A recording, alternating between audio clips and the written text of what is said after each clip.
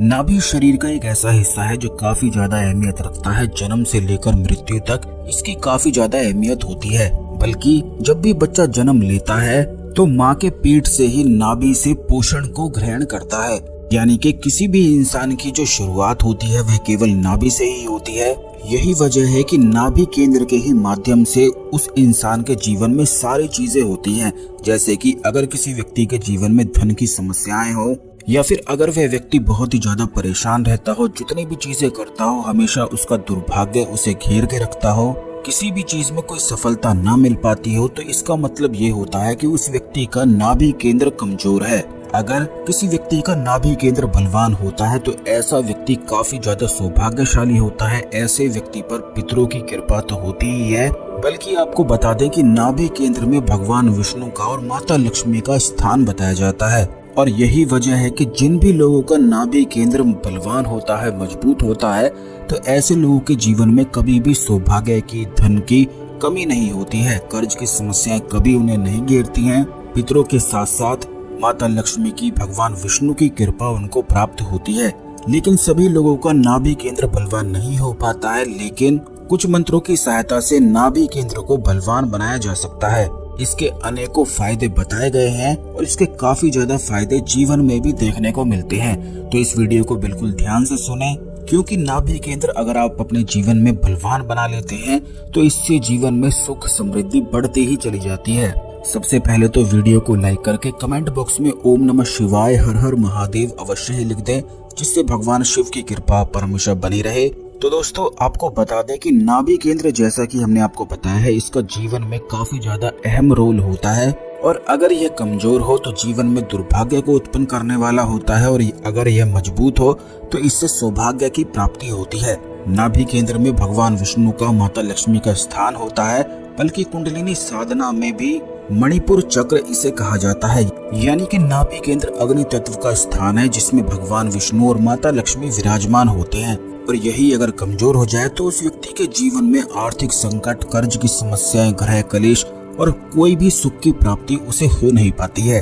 वहीं दूसरी ओर अगर किसी व्यक्ति का अग्नि तत्व बलवान हो तो ऐसे में उस व्यक्ति को संपूर्ण सुखों की प्राप्ति होती है और वह काफी ज्यादा सौभाग्यशाली हो जाता है। तो अगर आपका नाभि केंद्र कमजोर है, जैसे कि सबसे पहली समस्या तो ये है कि अगर किसी व्यक्ति का नाभि केंद्र कमजोर होता है तो ऐसे व्यक्ति के मन में काफी ज्यादा डर की भावना रहती है। यानी कि उसमें सेल्फ कॉन्फिडेंस की कमी रहती है। भीड़ में या बहुत सारे लोगों के बीच में वह खुद को सहज महसूस नहीं कर पाता है। तो इसके लिए आपको केवल इतना करना है कि रोज अगर नाभि में कच्चे दूध की धारा बहाई जाए तो इससे नाभि केंद्र को शीतलता प्रदान होती है और यह मजबूत हो जाता है। और बलवान हो जाने की वजह से उन लोगों में आत्मविश्वास काफी ज्यादा बढ़ने लग जाता है। यह काफी लोगों के जीवन में समस्याएं रहती हैं कि बहुत सारे लोगों के बीच में खुद को सहज महसूस नहीं कर पाते हैं। तो आपको बता दें, या तो आप रोज कर सकते हैं या फिर स्वाति नक्षत्र में केवल एक बार करके भी लाभ उठा सकते हैं। स्वाति नक्षत्र जो होता है वह हर महीने आता है, तो इसे जानने के लिए आप कोई भी ऐसा कैलेंडर जिसमें संपूर्ण जानकारी होती है, तिथि की और नक्षत्र की पूरी जानकारी होती है, तो उस कैलेंडर में आप ये देख सकते हैं कि आने वाले महीने में कौन सा स्वाति नक्षत्र रहने वाला है। और उसी नक्षत्र में अगर अपनी नाभि केंद्र में कच्चे दूध की धारा बहाई जाए तो इससे नाभि केंद्र बलवान होता है। क्योंकि रोज रोज करना संभव नहीं हो पाता है, तो इसीलिए केवल एक बार, महीने में एक बार स्वाति नक्षत्र में अगर आप कर लेते हैं तो पूरे महीने इसका असर बना रहता है।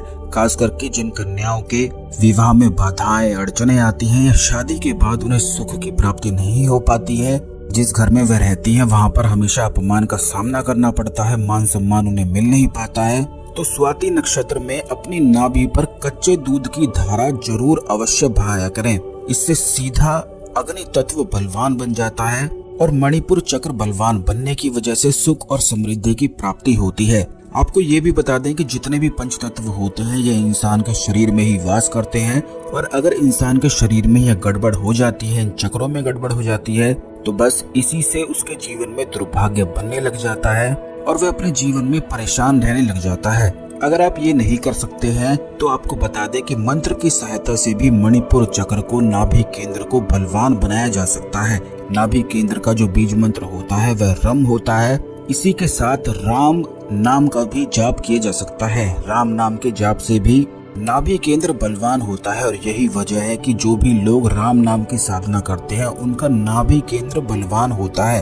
और नाभि केंद्र में इतनी सारी सिद्धियां, सैकड़ों सिद्धियां वास करती हैं कि अगर किसी व्यक्ति का नाभि केंद्र पूर्ण रूप से जागृत हो जाए तो ऐसे व्यक्ति के पास कुछ ना कुछ सिद्धि अवश्य ही होती है। जैसे कि सामने वाले को वशीकरण करना, सम्मोहन कर लेना, या फिर अगर किसी व्यक्ति पर भूत प्रेत आदि की तंत्र क्रियाओं की समस्याएं रहती हैं, तो अगर किसी व्यक्ति का नाभि केंद्र बलवान होता है और वह अपने हाथों में जल लेकर महाकाली के किसी भी मंत्र का जाप करता है और रोगी व्यक्ति पर अगर छिड़क देता है, तो ऐसे में रोगी व्यक्ति बिल्कुल ठीक हो जाता है। क्योंकि जिस व्यक्ति का नाभि केंद्र बलवान होता है उसका अग्नि तत्व भी बलवान हो जाता है। और यही कारण है कि अग्नि तत्व बलवान हो जाने की वजह से उस इंसान में शक्तियां और सिद्धियां अपने आप ही आने लग जाती हैं। और नाभि केंद्र का बीज मंत्र भी रम और राम है। आप रम भी कर सकते हैं, राम भी जाप कर सकते हैं। दोनों का एक ही वाइब्रेशन उत्पन्न होती है। केवल जो मंत्र की वाइब्रेशन होती है ये ज्यादा महत्वपूर्ण होती है और इसी से सारी चीजें जीवन में होने लग जाती है। अगर नाभि पर हाथ रखते हुए, जैसे जब आप सोने जाते हैं तो सोने से पहले इस क्रिया को आपको करना है कि जब आप सो जाएं, बेड पर लेट जाएं, तो अपनी नाभि पर दोनों हाथों को रखते हुए पहले सीधे हाथ को आपको रखना है, उसके बाद उल्टे हाथ को उसके ऊपर रख लेना है और फिर रम बीज मंत्र का उच्चारण करना है, मन ही मन करना है। कम से कम अगर सोने से पहले आधे घंटे इस क्रिया को किया जाता है तो इससे मणिपुर चक्र यानी कि नाभि केंद्र बलवान बनता है। ठीक इसी प्रकार अगर सुबह सुबह उठते ही इस क्रिया को किया जाए, बैठकर किया जाए, फर्श पर बैठकर आसन बिछाकर किया जाए, तो इससे भी नाभि केंद्र बलवान बनता है। और नाभि केंद्र बलवान बन जाने की वजह से उस व्यक्ति की मनोकामनाएं भी बहुत जल्दी, शीघ्र अतिशीघ्र पूरी होने लग जाती है। लेकिन आपको बता दें कि नाभि केंद्र की है जो साधना हमने आपको बताई है, जब भी इसे आप करते हैं तो इस बात का ध्यान आपको ये रखना है कि प्याज और लहसुन का सेवन बिल्कुल भी आपको नहीं करना है। नॉन वेज आदि का सेवन नहीं करना है। तमस वाली या गर्म जितनी भी चीजें होती हैं जो बहुत अधिक तमस शरीर में उत्पन्न करती हैं, तो उन चीजों का सेवन बिल्कुल भी नहीं करना है। केवल इस साधना को करने मात्र से जब आप देखेंगे कि नाभि में स्पंदन शुरू हो गया है, तब आप समझ जाएं कि आपका नाभि केंद्र जागृत होने लगा है। नाभि केंद्र में जब स्पंदन शुरू हो जाता है तो इसके बाद उस व्यक्ति का नाभि केंद्र धीरे धीरे एक्टिवेट होने लग जाता है और उसके जीवन में जितनी भी सुख समृद्धि वाली चीजें होती हैं वे अपने आप आकर्षित होने लग जाती हैं। धन को चुंबक की तरह खींचने वाला भी यह स्थान होता है। बल्कि जिस भी व्यक्ति का नाभि केंद्र बलवान हो उसमें सम्मोहन की उसे प्राप्ति होती है, आकर्षित वह लोगों को करने लग जाता है।